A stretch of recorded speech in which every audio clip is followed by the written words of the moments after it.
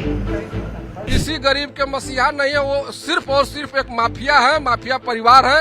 एक तरफ आतंकवादी है, एक तरफ देशभक्त है। अब जनता चुनेगी, आतंकवादी चुनेगी, देशभक्त चुनेगी। अरे वो का कहिए अब जा सारी फौजदार सारी वो डकैत फकैत चोर चाई के बात बतियाओ तो कौन ओकर कौन बात हो भाई।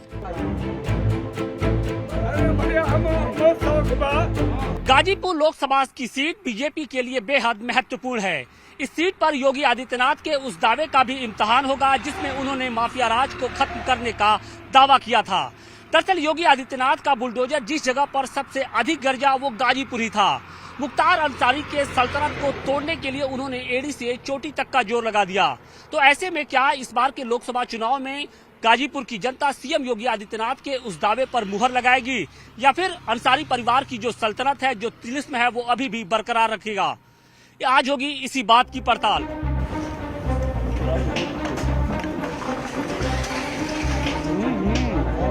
सवाल इस बात का है कि एक बाहुबली परिवार से मुकाबला कैसे होगा, क्योंकि 2019 के चुनाव में हमने देखा है कि इसी अंसारी परिवार ने बीजेपी के विकास पुरुष कहे जाने वाले मनोज सिन्हा को चारों खाने चित कर दिया था। लेकिन इस बार किस तरीके के हालात होंगे, क्या लगता है आप लोगों को? देखिए, हालात बहुत बढ़िया है। 2019 की अगर बात करेंगे तो उस समय सपा बसपा का गठबंधन था और सपा बसपा के गठबंधन ये एक्सक्यूज नहीं चलेगा, क्योंकि समाज देखिए सपा बसपा का गठबंधन पूरे प्रदेश में था, सिर्फ गाजीपुर के लिए नहीं। गाजीपुर थोड़ी मुश्किल सीट हमेशा से रही है, लेकिन गाजीपुर में हम लोग हमेशा चुनाव लड़े हैं, जीते भी हैं, हारे भी हैं। लेकिन जब सपा बसपा के गठबंधन होता है तो स्वाभाविक रूप से ये एक बेमेल गठजोड़ था और उस बेमेल गठजोड़ का असर हुआ। फिर भी हम लोग 1.25 लाख से 1.5 लाख से ज्यादा वोट पाए। पिछले 14 के चुनाव में 2022 में 1.5 लाख वोट ज्यादा पाए, ज्यादा वोट पाकर भी हारे। हारने का कारण केवल इस बार हम लोग के साथ माननीय राजभर जी भी हैं, उनका भी हम लोग पर वोट प्लस है और मोदी जी का काम, माननीय मुख्यमंत्री योगी जी का काम, उसका भी बल हम लोगों को है। तो जब मोदी जी का और योगी जी के कामों का बल जब हमारे साथ है तो हम लोग निश्चित रूप से चुनाव जीतेंगे। जनता हमारे साथ है, लोग हमारे साथ है। मुकाबला एक रॉबिन हुड कहे जाने वाले, जैसे जो जिनके बारे में कहा जाता है कि वो गरीबों के रॉबिन हुड रहे, मसीहा रहे, उस फैमिली से है। किसी गरीब के मसीहा नहीं है, वो सिर्फ और सिर्फ एक माफिया है, माफिया परिवार है और सैकड़ों लोगों की हत्या की है। बता सकते हैं कि किस गरीब के लिए किस गरीब के लिए हत्या किए? बता सकते हैं क्या कि जो रुंगटा अपहरण कांड था, जो रुंगटा जी का आदरणीय रुंगटा जी की हत्या हुई, वो किस गरीब परिवार के लिए उन्होंने हत्या किया? वो हत्या बार बार वो कहते हैं कि हम ब्रिगेडियर उस्मान के पोते हैं, उनसे रिश्ता जोड़ते हैं। डॉक्टर मुख्तार अहमद अंसारी जो भारतीय राष्ट्रीय कांग्रेस, उनसे रिश्ता जोड़ते हैं। बाबू खान से क्या रिश्ता है? उनको ये भी बताना चाहिए कि बाबू खान जो रुंगटा अपहरण कांड का पैसा लेकर आज पाकिस्तान में रह रहा है, उससे उनका क्या रिश्ता है, इस बात को भी उन्हें बताना चाहिए। क्या इस बार माफिया बाबू खान से भी अपना रिश्ता हालांकि योगी जी ने भी स्पष्ट कर दिया कि इस बार का जो चुनाव होगा, अभी तक तो राम नाम सत्य होता था, लेकिन अब राम नाम सत्य की परिपाटी शुरू होगी और माफियाओं को मिट्टी भी नहीं मिलेगी। देखिए, माफियाओं को मिट्टी मिलनी भी नहीं चाहिए। जो सैकड़ों लोगों की हत्या, जिसके ऊपर सैकड़ों लोगों की हत्या, पूरा पूर्वांचल क्या कहिए तो पूरा उत्तर प्रदेश और पंजाब के कुछ हिस्से इन लोगों के अपहरण, हत्या, फिरौती से बर्बाद था। कोई व्यापारी काम कर सकता था क्या? जिस व्यापारी के पास पैसा हुआ, किसी के पास अच्छा ये इस समय लाखों कमा रहा है, उसके हाथ चला जाता तो नोटिस कि भैया 5 लाख पहुंचा दो, 10 लाख पहुंचा दो। बंद हो गया था, पूर्वांचल में व्यापार बंद हो गया था। आज व्यापार, कोई भी व्यापारी आराम से कोई व्यापार कर रहा है तो माननीय मुख्यमंत्री योगी आदित्यनाथ जी की वजह से कर रहा है, और नहीं तो ये इन लोगों के चलते पूरा पूर्वांचल उद्योग तो छोड़िए, कोई व्यापार ही नहीं था, नष्ट हो गया। तो क्या लगता है कि वो दहशत के जो बादल थे गाजीपुर के ऊपर, वो अब छटेंगे? बिल्कुल छटेंगे, बिल्कुल छटेंगे, छट गए हैं। सरकार पूरा भाजपा की बनेगी, भाजपा पूर्ण बहुमत आएगी। आपके प्रत्याशी दमदार हैं? बिल्कुल दमदार हैं। लेकिन लोगों के बीच में एक तरफ आतंकवादी है, एक तरफ देशभक्त है। अब जनता चुनेगी, आतंकवादी चुनेगी, देशभक्त चुनेगी। हमारी जनता गाजीपुर की आतंकवादी नहीं चुनेगी, देशभक्त चुनेगी। अब की बार पार्थनाथ राय जी प्रचंड बहुमत जीतेंगे। जय श्री राम। कलम बनाम कट्टा की बात कही जा रही है। एकदम सही बात है। भारत माता की, भारत माता की। मुलायम सिंह के जमाने में वो समय था, मैं अपनी आंखों से देखा हूँ। जिला जेल में उनकी औरत शाम को आई, उसमें सिलेंडर लग रहा था, बंठन के आई उनकी औरत और जेल के अंदर गई, और ये काम रोज होता था। तालाब खुदा, अधिकारी लोग बैडमिंटन खेलते थे, वो जमाना लद गया। और इनको मसीहा जो बनाया जा रहा है, ये सब एक सिरे से खारिज कर दीजिए। ये फाटक का किला ध्वस्त होगा, एकदम ध्वस्त होगा। क्या कहेंगे जिस तरीके से अब जो चुनाव है वो दिलचस्प मोड़ पे पहुंच चुका है। समाजवादी पार्टी ने तो पहले ही अपना कैंडिडेट था वो घोषित कर लिया था, बीजेपी ने भी घोषित कर लिया है। लड़ाई किस तरीके से देख रहे हैं? मैं बहुत ज्यादा कुछ नहीं कहूंगा। 2019 के चुनाव में गाजीपुर की जनता से एक छोटी सी गलती हुई, जिसका खामियाजा ये भुगतना पड़ा कि 5 साल में एक हैंडपंप भी नहीं गड़ा होगा।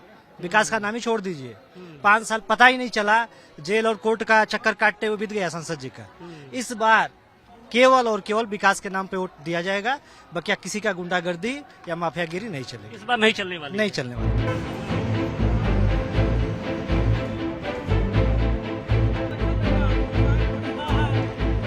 किस तरीके से इस लड़ाई को देखते हैं? एक तरफ पारसनाथ राय जी हैं तो दूसरी तरफ अंसारी परिवार के अफजाल अंसारी हैं, जिन्होंने पिछली बार भी जीत हासिल की थी। इस बार किस तरीके की टक्कर होगी? यहाँ पूरे भारत में वोट मोदी जी के विकास कार्यों के आधार पर पड़ने जा रहा है।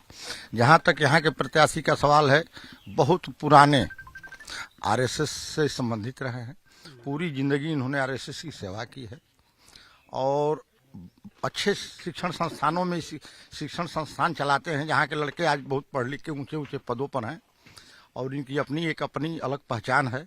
बहुत मृदु स्वभाव के आदमी हैं और निश्चित रूप से चुनाव जीतेंगे। लेकिन उनका सामना जिस शख्स से होने जा रहा है वो धनबल, बाहुबल, हर तरफ से एक तरीके से उनको देखा जाता है। जनता ने तो और इस बार उनके भाई की भी चूंकि मौत हुई है, तो क्या एक सिंपैथी लहर रहेगी या सिंपैथी लहर से इतर योगी आदित्यनाथ जी जिस माफिया राज को खत्म करने की बात कहते हैं उस पर गाजीपुर की जनता मुहर लगाएगी? माफिया राज से जनता पहले ही उब चुकी है। योगी जी के आने के बाद सबको, और मोदी जी के आने के बाद विकास, और योगी जी के आने के बाद माफिया का अंत।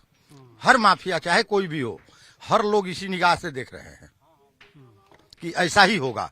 कोई भी माफियागिरी नहीं चलेगी यहाँ, माफियागिरी नहीं चलेगी।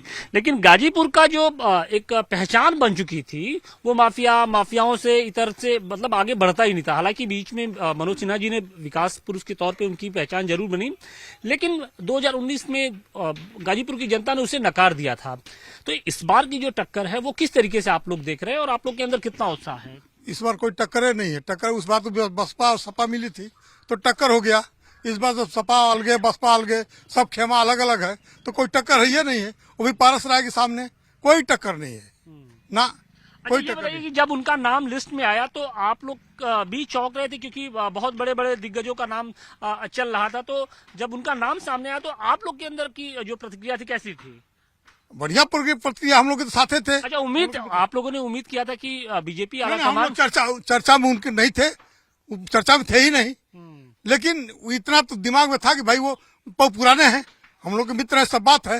हाँ, मनोज जी के साथ भी रहे हैं, मनोज जी के हर कार्यक्रम को देखे हैं, तो उससे चिंता तो थी हम लोग को। जब हो गया तो और खुशी हो गई। लेकिन आगे की लड़ाई कैसे है? बढ़िया लड़ाई है, कोई लड़ाई नहीं है, कोई लड़ाई नहीं होगी। क्योंकि वो तो अफजाल अंसारी कह रहे हैं कि नहीं इस बार तो हम एक तरफा जीत रहे हैं। अरे वो क्या कहिए, अफजाल अंसारी वो डकैत फकैत चोर चाई के बात बतिया तो कौन बात हो भाई? लेकिन आप इस बात से इनकार नहीं कर सकते कि उसी शख्स ने 2019 में जीत हमन के जान पे 2000 जीतल तब, जबकि बसपा संग आ गए तब, नहीं तो ना जीतल हो तो मनोज जी। लेकिन विधानसभा चुनाव में अधिक पोल, लेकिन विधानसभा चुनाव में 7-0 से विधानसभा में भी सुन लीजिए, विधानसभा में भी जो हमारे साथ जो अलायंस में जो थे वो हट गए, मतलब सुभाषपा। हाँ, सुभाषपा हट गई, जिसकी वजह से हार हमारी हो गई, नहीं तो क्या जीतते। हाँ। पहले तो इनके बारे में बताइए, पारसनाथ राय जी के बारे में, कि आप लोग के गांव के ही हैं, परिवार के हैं, तो किस तरीके से स्वभाव है और अब एक नई भूमिका में वो नजर आएंगे। अभी तक शिक्षक की भूमिका में हम लोग देखते हैं, लेकिन अब वो नेता के तौर पे, बतौर सक्रिय नेता के तौर पे वो दिखने जा रहे हैं। तो पहले उनके बारे में जरा बताइए। जी, पारसनाथ राय बचपन से ही सामान्य परिवार के थे और अच्छे परिवार से थे, और उनका ये संगठन से कक्षा 8 में पढ़ रहे थे, तभी से जुड़े थे आरएसएस में।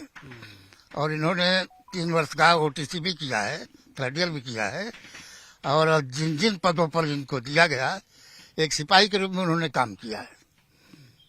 आरएसएस का तो बैकग्राउंड है, निश्चित तौर पे जो आरएसएस के लोग होते हैं वो बहुत अनुशासित होते हैं, इसमें तो कोई दो राय नहीं है। लेकिन जब इस बार वो चुनाव में जा रहे हैं तो उनके सामने जो प्रतिद्वंदी है वो दूसरे मिजाज के लोग हैं, उनका बैकग्राउंड बिल्कुल दूसरा है। जी, उससे कोई इफेक्ट नहीं पड़ने वाला है, कोई तुलना नहीं है। नहीं, वो भी अपने को कहते हैं कि हम रॉबिन हुड हैं, गरीबों के मसीहा हैं, तमाम तरह की बातें हम लोग पिछले 11 जाते हैं, उसका कोई मतलब ही नहीं है, ये जान लीजिए।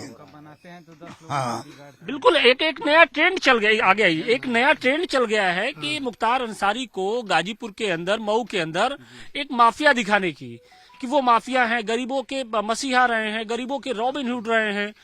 तो उनका मुकाबले पारसनाथ राय जी आए हैं, तो आप लोग के सामने कितनी चुनौती होगी? एकदम चुनौती है कि पारसनाथ राय जी हम लोग की तरफ से जीतने वाले हैं और जीत रहे हैं, इसमें कोई दो राय नहीं है, ठीक है। और ये वो लोग अपना सिंपैथी बना रहे हैं, सहानुभूति मांग रहे हैं जनता से कि नहीं हमारा भाई चला गया है, ये चला गया है, लेकिन ये सब कुछ नहीं है, ठीक है।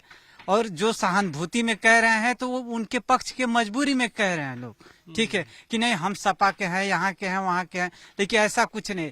हम लोग के गांव के घर के क्षेत्र के हैं और उनके में सबसे बड़ी खासियत है कि उन्होंने एक दूसरे का बनाया नहीं है तो आज तक बिगाड़ा नहीं है। बिगाड़ा नहीं।